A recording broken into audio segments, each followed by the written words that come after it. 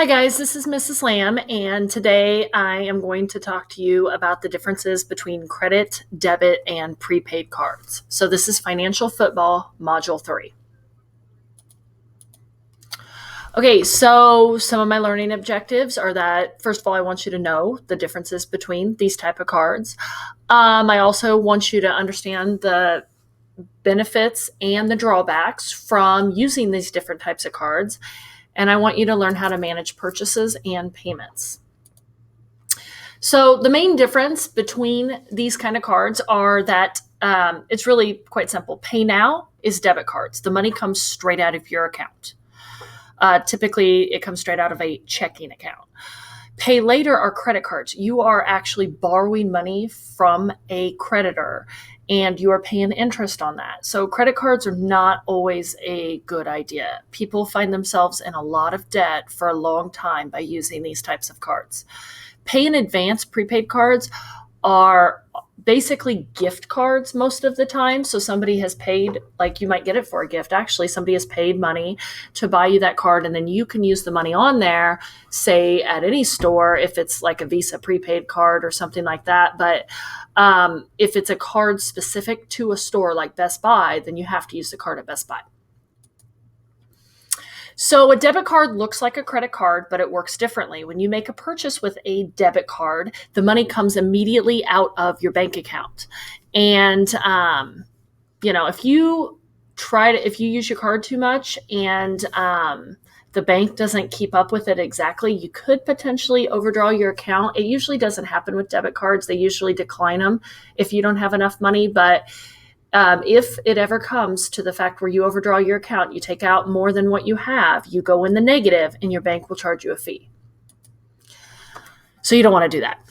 Okay, so some main features to remember about debit cards is that they are an easy and safe alternative to carrying cash. They a lot of times they provide a zero liability, meaning that if you lose your card and people make purchases with it without your consent, you will get that money back. Whereas if you lose cash, then you're just out of luck. There's no interest charged on a debit card. You cannot go into debt with a debit card. And normally you won't overdraw your account from a debit card, but you just need to be careful to keep track of how much money you have. Pay later credit cards entitles you to make purchases for things that you don't actually have the money for, and you are supposed to pay for it later. They typically have a credit limit, and once you reach your limit, you can't use the card anymore. And you also pay interest on these types of cards, so you end up paying back more than what you borrow, unless you pay it off immediately. New laws from the Credit Card Act of 2009 placed strict limitations on cards issued to people under the age of 21. And now you have to make sure, the credit card companies have to make sure that you actually have enough income to be able to have a card and be able to pay it back, or you have to have a cosigner. Each month on a credit card, you'll receive an account statement, which lists all of your purchases and the total amount that you have spent each month. And that amount is called your balance. When you pay your full balance, the card issuer charges you no interest for this service. That's if you pay it immediately. But if you don't pay the full amount and you just pay the minimum amount due, then whatever balance that you're carrying over to the next month will be subject to an interest charge. So you'll actually be paying for borrowing their money.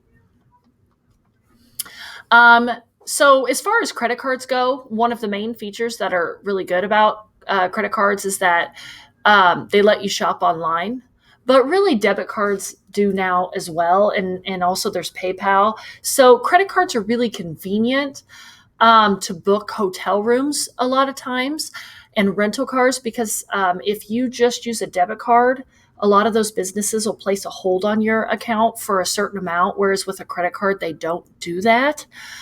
And when they place a hold on your account, you don't have access to that money while the hold's there. So sometimes it is good to have a credit card.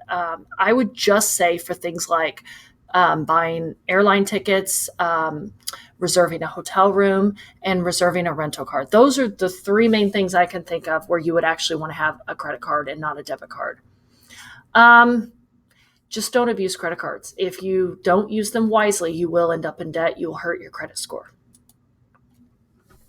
Credit cards also provide zero liability, meaning if you lose them or somebody steals your information and buys stuff, you will not be responsible. Sometimes you can earn rewards programs by using credit cards and you can actually get some money back, but you still got to be careful because sometimes you end up paying out more in interest than you get back anyway. So you just got to watch it, especially with store credit cards, like credit cards to Macy's and credit cards to like JCPenney and stuff. Most of the time, they're not a good deal. They try to entice you to get them by giving you a discount the first time you use it, but it's really not worth it. Okay, pay in advance prepaid cards. A lot of times they look like a debit or a credit card. Sometimes they don't, but they might just be a gift card and reloadable. You can get them to all sort of different stores, or you can get just a Visa prepaid card that can go anywhere. These are really good for when you're trying to teach a kid how to manage money. These are really good when you don't know what kind of gift to buy somebody and you just want to basically give them something besides cash. Most of the time, they are accepted anywhere debit and credit cards are accepted, as long as they have that Visa or MasterCard logo. Reloadable prepaid cards work a lot like prepaid mobile phones. Once you use the minutes up on a prepaid phone, then you have to refill them. So those gift cards work the same way. When your balance gets low, you can refill it, usually online or on the phone. It's really good for teaching kids to budget. There's no need to carry large amounts of cash. You can make online purchases without a credit card, and most provide some type of zero liability. However, if you lose gift cards, a lot of the time you're out of luck. Some prepaid cards are limited to certain stores, and you have to watch it because some of these gift cards expire. And so if you don't use up the money, you lose it. So you got to be careful about that. You can also end up losing money because some retailers make you lose a certain amount of the value of the card every year you don't use it. So it's best to use up gift cards pretty quickly after you get them so you don't forget about them, lose them, or lose value on them. All right, guys. Well, that's all that I have today. I hope you enjoyed it and have a good rest of your day. Thanks. Bye.